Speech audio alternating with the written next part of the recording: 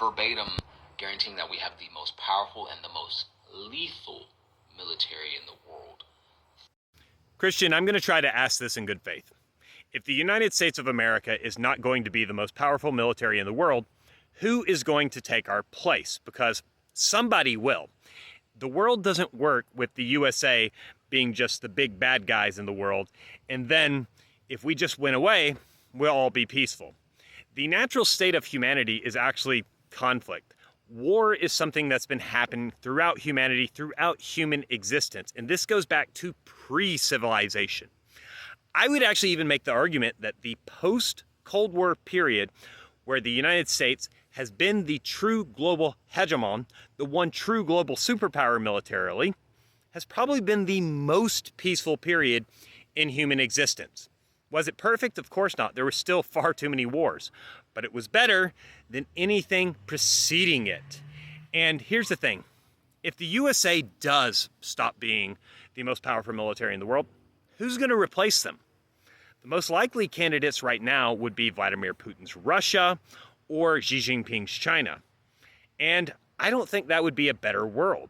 I think it would be a much more violent world because look what Russia's doing in Ukraine. Look what China would love to do to Taiwan. And there's other people out there. The Islamic Republic of Iran. Look at all the things they're doing in Syria, Iraq, Yemen, and also Palestine. I had to move because the lights went out on me. But let's talk about Israel and Palestine, because do you really think that if the USA were to quit backing Israel, that there would be peace between Israel and Palestine? Because I don't. And the historical record says that as well. Because here's the thing. If the US wasn't there, my guess is it would only make Israel more militaristic because the history of attacks that they've faced since the formation of the Israeli state. And that's actually how the rest of the world is likely to function.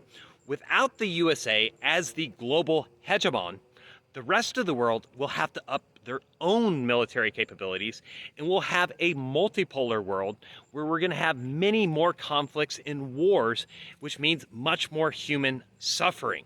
So this idea that it's just very conservative and right-wing that the US should have the strongest military in the world, it's not really an evidence-based position. It's kind of an idealist-based position. And it's kind of funny because you want to know what political theorist loves the idea of multipolarity more than anyone else, the idea of no longer having the US as the global hegemon? Alexander Dugin, a far-right fascist.